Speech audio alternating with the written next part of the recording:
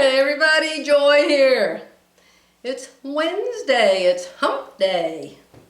I just thought I'd just turn the camera on for just a minute. I have absolutely nothing to tell you. Nothing exciting, that's for sure.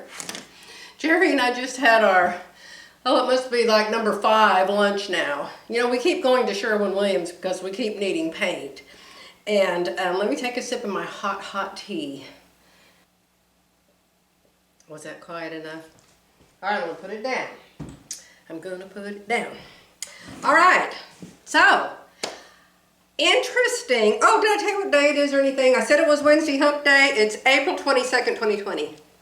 Yes, and we had at least our 5th, maybe 6th parking lot fish sandwich from Arby's. It is my new favorite thing. I have always loved the fish sandwich at McDonald's, except they're so little. I used to always order 2 of them, and then I'd eat 1.5.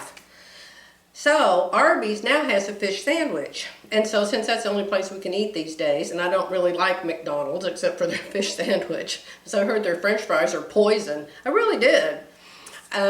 Something about they put so many pesticides on the potatoes because they don't want any scars or any marks or any bad places in their potatoes. And so when the people go to pick the potatoes or dig up the potatoes or whatever you do to a potato, they're so toxic that they have to be put in a shed or a barn or something for like 6 weeks. So I don't know if that's total bunk, but I'm like, well, just in case there's some truth to that, I'm not eating any more McDonald's French fries.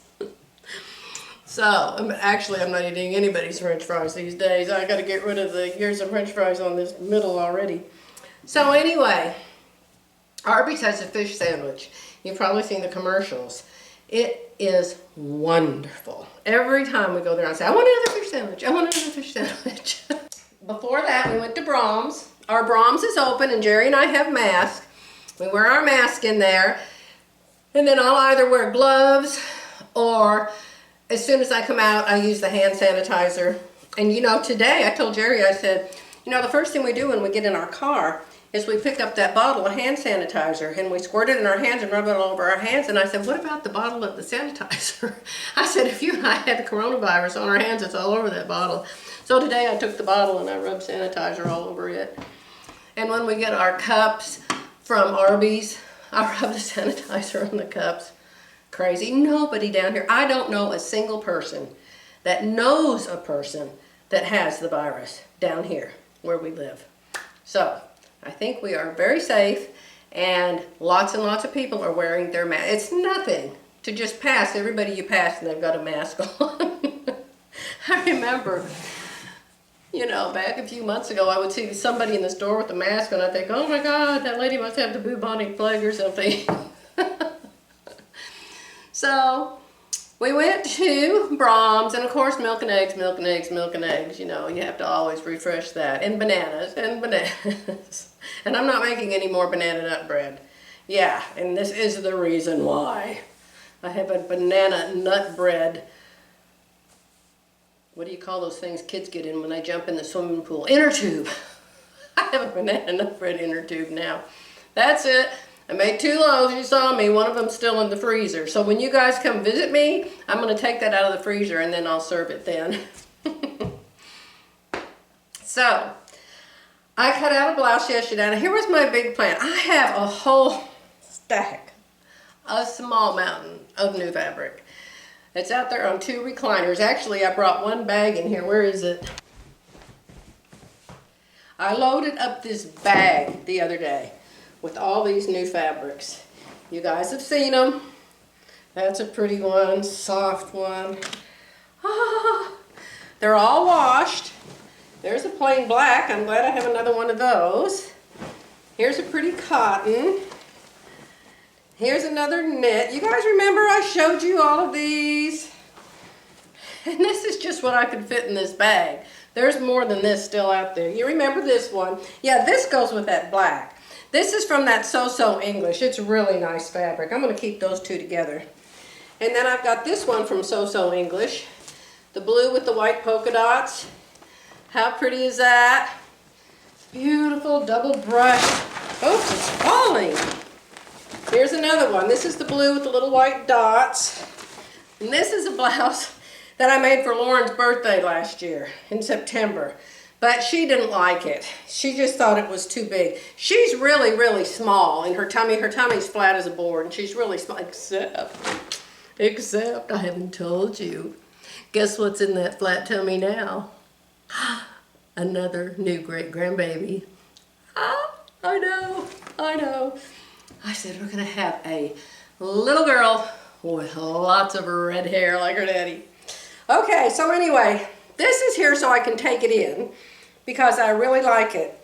I wear the other one I made her. I made this one and I made the one with the tie-dye on it. Every time I wear that tie-dye one, you guys just love it.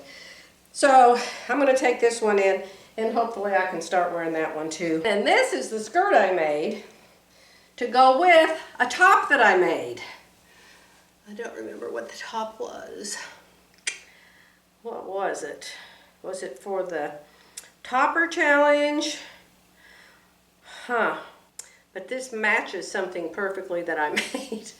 And it's completely done except for the hem. So, and this is a maxi skirt. I really need to get this hem done. Boy, it's got a really, really long slit in the back. Look how long that slit is. So, this just needs a hem. So, here's the thing. I came in here yesterday and I was going to fold up all this fabric and roll it on my bolts like I do and put it out there in my bookcase. Well, this was the first one that I took out of the bag and put up on the table. And I decided I liked it so much, I just cut a blouse out of it. Yeah, where is it? This isn't a hem, this just needs hems everywhere. See? So this is what I did. So I didn't get any fabric folded up. I was a very bad girl. And I made this new blouse. Oh, I started to tell you guys about a really good show to watch. Yeah, this is cute. I got to put the little short sleeves in it. So I hope to get this finished today and get all this fabric on the floor wrapped, and it's already 2 o'clock. What do you think? How many think I'll finish it? How many think I won't? Raise your hand. What pattern is that? It's one that I made out of the Fit Nice. Remember the Fit Nice system? And I think I actually made pajama tops with it. But that one's not a pajama top. But isn't that fun fabric? This had to have come from Fabric Mart Fabrics. That's the only place I ever get fabric from. Except those few pieces I got from So English. So is S-O-S-E-W. S-O-S-E-W English. Just search it and then their website will come up. I'm not sure what the website is. But if you're interested in that. Now here's my pattern. I traced the Fit Nice. Then I put the round back, the sway back, and the FBA in it. So this is this blouse that I just showed you. And this is the little sleeve that goes with it. So, and this red blouse, I wish you would tell me, what pattern did I use for this red blouse? I love this blouse. I love the neckline. I love the cap sleeve. This is a cotton knit. Cotton knits are hard to find, you guys. They really are. But I really like cotton knits. They're not so drapey. I gotta have a sippa. I just had a Brahms oatmeal cookie. And so that was my dessert to go with my fish sandwich. So I have to wash it down with this hot tea. You know, I'm always talking about Peggy Sagers. My complaints about Peggy Sagers are about 10% on a scale, and 90% on that scale are things I like about Peggy, okay? There's like 10% that I don't, and it's because of mistakes in her patterns, mistakes in her books, and she doesn't care and she doesn't fix them.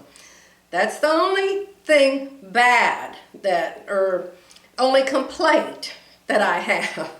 But one thing I love about Peggy Sagers' patterns, let me show you this one. I'm gonna make this one soon. This is called Patty's Princess Seam Top.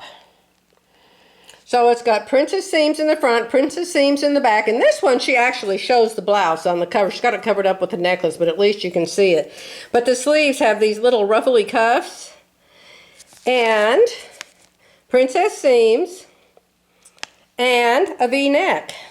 Where is it? I can't see what you can see. There, I think the lights kind of make that hard to see. See? So my very favorite thing, very favorite thing on a scale of 1 to 10 is a 20, and it's that she has B, C, and D cup sizing. B, C, and D cup sizing. Hip, hip, hooray, I love that. Now, the directions in this pattern may be good and they may be awful. You never know. But I am going to cut this out and do the D bust, even though I'm a C. For some reason, I need the D on this. I think it's just because I'm so narrow up here in this part of my body. It's not that I'm so big here. I'm just so little up here compared to me there. So I think I'm going to cut that out and play with it because I think it's really cute. And it would be really fun to color block because of the princess seam lines. Still talking about Peggy. Last night, Tuesday, April 21, 2020. Go to Silhouette Patterns on YouTube and look for her video that's something about stripes. Something about working with stripes. It was very interesting. I first saw the blouse she had on and I'm like, oh my goodness. But it turns out that as always, she's always in the latest style. And it was something that she had seen online that some real expensive guy had made or whatever. But watch that, you'll enjoy it. It's all about stripes. And it's Silhouette Patterns, and it was yesterday's date. And it's an hour, it's always an hour long. She's on every other Tuesday night. Very, very nice lady. She tries to teach, she wants to teach, she means well, but she just does not have the gift of teaching, in my opinion. But still, she gives you very, very much information that is helpful, that you don't really need to ask questions on. You know what I'm saying? It's just, it's very, oh. And so I always learn something every time I watch one of her shows. All right, what else was I going to tell you? Did I watch something else? Oh, I actually didn't watch anything yesterday until late last night because our internet was off all day long. It wasn't just slow, it was completely off. And my laptop is still at the doctor's, at the laptop doctor. They're waiting for a part to come in for it, so I don't have my laptop. So, been kind of different this week insofar as what I usually do, you know, looking at all your comments and stuff. Now I'm like on my cell phone with magnifying glasses on. I'm saying, oh, look at that. And thank you. Thank you for your comments. You know how much I love your comments. Do you see this envelope? This envelope right here. I took that Winter Village block that I made for Helga and I folded it in half. And I put paper towels in it, and then I don't know what else I did. But anyway, it ended up being in an envelope like this. So, my friend Terry told me that if I would buy a postage scale, I could just weigh my mail, and then it would tell me how much postage, and I just could go down the end of the road and put it in the mailbox, and the mail lady could take it. So, I thought, okay, fine. So I went downstairs and I put it on my brand new postage scale. It was 2.9 ounces. 2.9 ounces. So then you're supposed to go to USPS.com and you're supposed to go in there and say, I have this package 2.9 ounces, how much does it cost to mail? So I went in there and it's very, very confusing. It's like, is it a box? Is it an envelope? Is it a square? Is it a rectangle? Is it fat? Is it skinny? Is it this? Is it that? So I picked everything I thought you were supposed to pick. It told me that it was going to be $64 to mail this to Germany. Jerry said, that's ridiculous. We're going to the post office. Because we had to go to look at paint anyway, and the post office is right down the street, right? So, I had Jerry go in the post office because I didn't want to drop dead faint in front of the guy's counter. He told me it really was $64. So Jerry came back out. He said, Joy, it was only $2 and something. So much for USPS.com. If one of you knows how to work USPS.com, will you please tell me? All right, I guess that's all I have to tell you. I'm looking around to see, was I supposed to tell him this? Was I supposed to tell him that? I don't think so. Oh, guess what? I have to tell you this. My Boo Bear, you know my Boo Bear, he's my oldest grandson. And he's the daddy of Luke. Well, he called me yesterday about this time. And he said, Grandma, I've got your video on the TV. And I thought, why? Why on earth do you want to watch my video on TV? Huh. He said, well, I've just been going through videos and Luke's watching them. And so he said, you came up and he said, Luke walked up to the TV and started talking to me on the TV. Is that cute or what? He even sent me a picture of it. I just couldn't believe it. So I just miss him all the more. I'm going up there soon. Soon, soon, soon. This is 22nd of April. If Be Sewing is allowed to be opened by the next, what do they call it, their monthly whatever show, their club meeting, if they're allowed to open the store for their next club meeting, I doubt that they will be because there's no way you can be 6 foot apart in there. So I don't know. But if they are, I'm planning on going up there. And if they're not here tearing mirrors off the wall and countertops off the sinks, and we're supposed to get that started. We have paid for the new countertops. They are being made, they have been ordered, but we're waiting for our construction guy from our other house. We actually have a good construction guy up there. He actually agreed to come all the way down here 150 miles south. Can you believe it? To do our work down here because we can't find anybody. We just can't find anybody.